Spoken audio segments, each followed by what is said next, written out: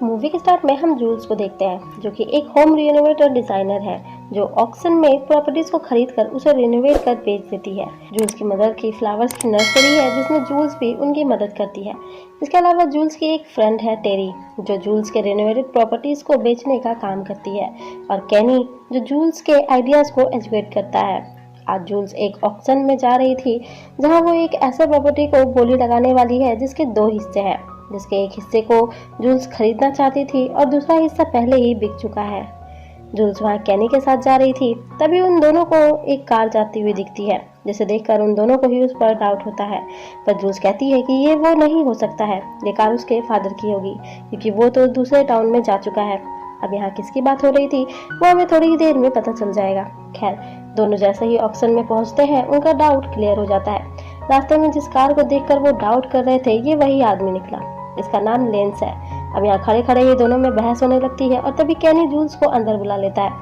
तभी जूल्स को पता चलता है कि लेंस भी इसी प्रॉपर्टी को खरीदने आया है, जो देखकर जूल्स को लेंस पर काफी गुस्सा आता है और वो किसी भी कीमत पर लेंस से इस प्रॉपर्टी को हारना नहीं चाहती थी, जिसके कारण जूल्स अपनी पर्सनल सेविंग से पैसे लगाकर ऊंची कीमत पर इस प्रॉपर्टी को खरीद लेती है।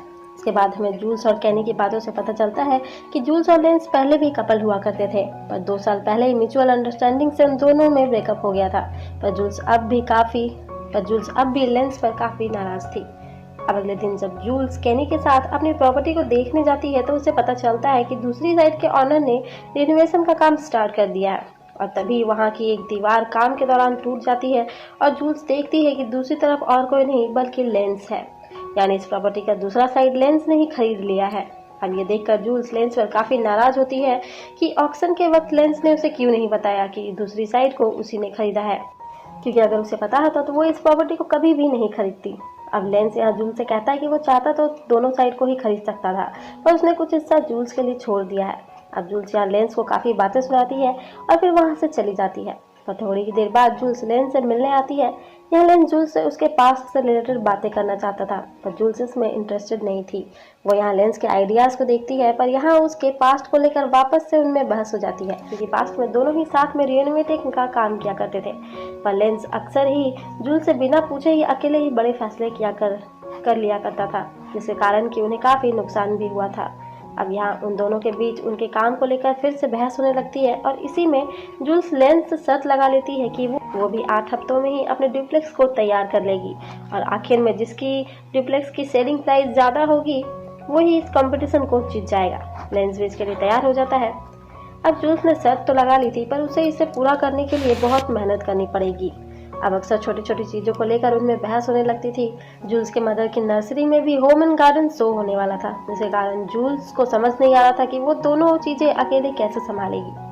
अब यहाँ जूल्स टेरी से लेंस के बारे में बातें कर रही थी, जहाँ जूल्स कहती है कि वो दोनों एक दूसरे से काफ़ी अलग है, दोनों की पसंद भी काफ़ी अलग है। और टेरी कहती है कि वो सोचती है कि लेंस परफेक्ट है, क्योंकि वो हमेशा से ही जूल्स को मोटिवेट करते आया है। इसके बाद हम जूल्स का वर्क प्लेस देखते हैं, जहाँ अब उन्हें किचन एक्सपेंशन का परमिट चाहिए था, जिसके डॉक्यूमेंट को कैनी सबमिट करने वाला था।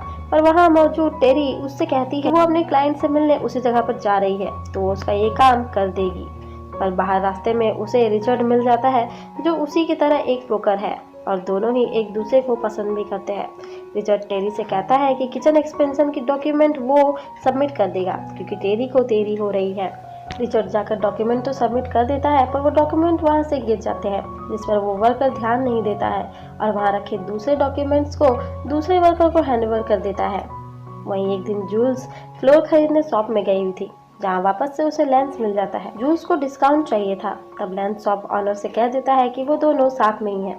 अब यहाँ लेंस के फादर की बहुत अच्छी पहचान थी, जिसके कारण लेंस को डिस्काउंट मिल रहा था, और जूल्स को भी साथ होने के कारण उसे भी डिस्काउंट मिल ही जाता।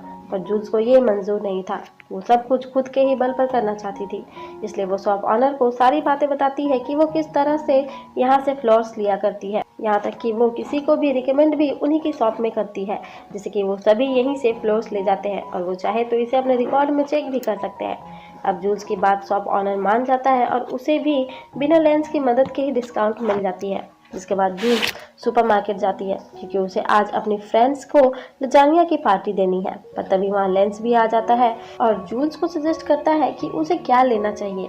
अब पहले तो जूल्स को लगता है कि लेंस उसका पीछा कर रहा है, पर ऐसा कुछ भी नहीं था, ये बस एक कोइंसिडेंट था। अब जूल्स लेंस के सजेस्टेड लजानिया को ले लेती है।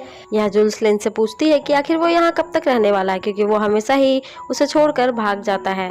पर लेंस कहता है कि वो इस बार कहीं भी जाने वाला नहीं है, वो अब हमेशा के लिए यहीं आ चुका है और वो अपना बिजनेस यहीं पर सेटल करेगा, जो सुनकर कहीं ना कहीं जूल्स को काफी अच्छा लगता है। रात की पार्टी में जब सभी फ्रेंड्स को पता चलता है कि लेंस की पसंद से ही जूल्स ने लजानिया ली है, तो वो सभी जूल्स को चिढ़ाने लगते हैं। अब धीरे धीरे लेंस और जूल्स की दूरियां खत्म हो रही थी। दोनों पास ही काम करते थे, जिससे जूल्स लेंस के पास अपने आइडियाज लेकर जाया करती थी। एक दिन दोनों लेंस के फादर के वर्कशॉप पर लंच कर रहे थे, क्योंकि जूल्स को बहुत ही ज्यादा जोर की भूख लगी थी। जहाँ जूल्स लेंस के बनाए कुछ फर्नीचर्स को देखती है, जो लेंस ने अपनी मदर के लिए बनाए थे, पर वो कभी भी इसे सेल नहीं करता था, ना ही इस तरह की और चीजें को ही बनाकर सेल किया करता था, क्योंकि उसे लगता था कि लोगों को इस तरह की चीजें पसंद नहीं आएंगी। पर जूल्स उसे एक बार ट्राई करने को कहती है। अब जूल्स की मदर का होम एंड गार्डन शो का दिन आ चुका था, जहाँ सभी अपने अपने स्टॉल्स लगाए थे। वहीं लेंस भी जूल्स के सजेशन पर अपने बनाई फर्नीचर को वहां लगाता है, और एक फर्नीचर शॉप के ऑनर को लेंस की बनाई डिजाइन काफी पसंद भी आ जाती है, और वो उसे अपना बिजनेस कार्ड देकर चला जाता है। जूल्स यहाँ सभी को एक परफेक्ट बुके बनाना सिखा रही थी, जिसके लिए वो ऑडियंस में से लेंस को ही बुलाती है। ऑडियंस में बैठे टेरी और रिचर्ड को भी वो दोनों एक साथ काफी खुश नजर आ रहे थे, जो कि सच भी था। अब इन सब के बाद उन्हें एक मैगजीन की इवेंट ऑर्गेनाइजर मिलती है, जो अपनी मैगजीन के लिए एक कंपटीशन रखने वाली है, जिसमें उनके डुप्लेक्स तैयार होने के बाद ऑडियंस उन्हें वोट करेंगी कि किसकी डुप्लेक्स ज़्यादा अच्छी है। जिससे ज़्यादा वोट्स मिलेंगे वो ही जीत जाएगा। पर इस इवेंट में अब सिर्फ 2 हफ्ते बाकी है, जिसका मतलब अगर वो इसे एक्सेप्ट करते हैं तो उन्हें अपना काम 2 हफ्तों में ही खत्म करना होगा। अब लेंस तो इसके लिए तुरंत ही मान जाता है। अब जूल्स भी कहाँ ही पीछे रहने वाली थी, वो भी इस कंपटीशन के लिए हाँ कर देती है, जिसके बाद दोनों ही अब जोर शोर से अपने काम पर लग जाते हैं। अब एक दिन जूल्स लेंस को किसी लड़के से बातें करता देखती है, और वो दरवाजे के पीछे से छुपकर उनकी बातें सुनने लगती, क्योंकि कहीं ना कहीं उसे लेंस को किसी और लड़के के साथ देखकर जलन हो रही थी। पर तभी एक वर्कर दरवाजा खोल देता है, जिसके बाद वो उन्हें दिख जाती है, और जूल्स जल्दी से ही एक्सप्लेन करने लगती है कि वो उन्हें नहीं देख रही थी और ना ही उसने उनकी बातें ही सुनी है। पर लेंस जूल्स को नाओमी से मिलवाता है, जो कि उसकी एक्स गर्लफ्रेंड है। अब आयरिन नाओमी लेंस की हेल्प करने के लिए वहां पर आ जाया करती थी, क्योंकि वो खुद भी एक रेनोवेटर है, जो देखकर जूल्स को बिल्कुल भी अच्छा नहीं लगता था, क्योंकि वो खुद ही लेंस की हेल्प करना चाहती थी। अब लेंस भी ये बात समझ रहा था कि जूल्स को ये बातें अच्छी नहीं लग रही है। अब खुद यहाँ लेंस भी चाहता था कि जूल्स ही उसकी हेल्प करे, इसलिए एक दिन वो खुद नाओमी को यहाँ आने से मना कर देता है। अब यहाँ एक प्रॉब्लम हो जाती है कि जूल्स ने फ्लोर की डिलीवरी के समय उसे चेक नहीं किया था, जिस कारण से उन दोनों की फ्लोर की डिलीवरी एक ही जगह होने के कारण दोनों की फ्लोर मिक्स हो जाती है और पूरा फ्लोर का सेटअप बर्बाद हो जाता है। वो दोनों ही शॉप ऑनर के पास जाते हैं, पर आखिर में गलती तो जूल्स की ही थी कि उसने डिलीवरी चेक नहीं की थी, जिसके कारण उन्हें दोबारा से फ्लोर खरीदनी पड़ती है। अब यहाँ कुछ ऑफिसर्स आकर जूल्स का काम बंद करवा देते हैं, क्योंकि अब तक उसे किचन एक्सपेंशन की परमिट नहीं मिली थी। रिचर्ड जूल्स को बताता है कि उसने खुद जाकर डॉक्यूमेंट सबमिट की थी। पर यहाँ जूल्स लेंस से पूछती है कि कहीं वो उसे हराने के लिए सब कुछ जानबूझकर तो नहीं कर रहा है, क्योंकि दूसरी परमिट आने में कम से कम 48 आवर्स लगेंगे। पर लेंस इसके लिए मना कर देता है कि वो किसी के साथ भी ऐसा नहीं कर सकता है। जूल्स भी उसकी बात मान जाती है, क्योंकि वो जानती है कि लेंस ऐसा नहीं है। लेंस जूल्स को विश्वास दिलाता है कि सब कुछ ठीक हो जाएगा। अब 2 दिन बीत चुके थे और अब जूल्स के पास परमिट आ चुकी थी। लेंस भी जूल्स के लिए खुश था, वो जूल्स की हेल्प भी करने वाला था। पर तभी बारिश स्टार्ट हो जाती है, फिर भी दोनों बाकी बचे हुए कामों को साथ में पूरा कर रहे थे। लेंस जूल्स की पूरी हेल्प कर रहा था, पर तभी लाइट्स भी चली जाती है। अब दोनों साथ में बैठे थे, जहाँ वो दोनों देख पा रहे थे कि वो अब एक साथ पहले जैसे नहीं थे। अब वो साथ में बैठकर प्रॉब्लम सॉल्व करते हैं, जिस पर जूल्स कहती है कि शायद यही उनकी पहले प्रॉब्लम थी कि वो दोनों हमेशा एक दूसरे के अपोजिट थे, जबकि उन्हें टीम बनकर काम करना चाहिए था। यहाँ लेंस जूल्स की और उसके काम की काफ़ी तारीफ करता है, जो कि उसने पहले कभी भी नहीं की थी। वो अपनी गलतियों को एक्सेप्ट करता है और कहता है कि उसे जूल्स को छोड़ना नहीं चाहिए था। यहाँ दोनों इमोशनली एक दूसरे के काफ़ी करीब आ जाते हैं और दोनों ही एक दूसरे को किस करते हैं। तभी जूल्स को कॉल आ जाता है और लेंस वहाँ से चला जाता है। अब भी बारिश हो ही रही थी, जिसके कारण वो अब भी पेंट तो नहीं कर पा रहे थे और अब उनके पास बहुत ही कम समय बचा था। उनके पास अब एक ही दिन था पूरा घर पेंट करने के लिए। रिचर्ड लेंस को अच्छे पेंटर को हायर करने को कहता है, जिससे कि वो एक ही दिन में पेंटिंग का काम खत्म कर सकते हैं। रिचर्ड इसमें पैसों की हेल्प के लिए उसके फादर से हेल्प लेने की बात करता है, पर लेंस खुद ही सब कुछ संभाल लेना चाहता है। हालांकि लेंस के फादर लेंस से पैसों की हेल्प करने के लिए पूछते भी हैं, पर लेंस इसके लिए मना कर देता है, क्योंकि वो अपनी मेहनत से ही अपने फादर की तरह बनना चाहता है। पर उसके फादर का कहना है कि लेंस उनसे कहीं बेहतर है। वहीं दूसरी तरफ जूल्स भी अपनी फ्रेंड से हेल्प लेती है। वहीं दूसरी तरफ जूल्स भी अपनी फ्रेंड से बात करती है, जिससे कि वो जूल्स की हेल्प के लिए कई लोगों को अरेंज कर देती है उनके घर को पेंट करने के लिए, जो देखकर जूल्स बहुत ही खुश होती है और ये बात लेंस को बताने आती है। पर वो देखती है कि लेंस ने कुछ पेंटर्स को हायर कर लिया है, जिससे जूल्स लेंस पर काफ़ी नाराज़ होती है, क्योंकि उसके पास इतना बजट ही नहीं है कि वो इन पेंटर्स को पे कर सके। इसलिए ही उसने अपने दोस्तों की हेल्प ली थी। जूल्स को लगा था कि लेंस बदल चुका है, पर लेंस ने एक बार फिर से जूल्स से बिना पूछे ही अकेले में ही उन दोनों के लिए फैसला ले लिया था। हालांकि लेंस कहता है कि उसे यानी जूल्स को कुछ भी पे नहीं करना पड़ेगा, वो सब संभाल लेगा।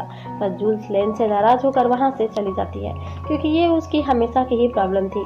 इसके बाद हम लेंस को उसके फादर के साथ देखते हैं, जहाँ हमें पता चलता है कि लेंस ने पेंट करवाने के लिए अपने बनाए हुए यूनिक फर्नीचर, जिसे उसने अपनी मदर के लिए बनाए थे, उसे भी सेल कर दिया है। यहाँ लेंस अपने फादर से कहता है कि वो वापस से जूल्स को लेकर कंफ्यूज हो गया है।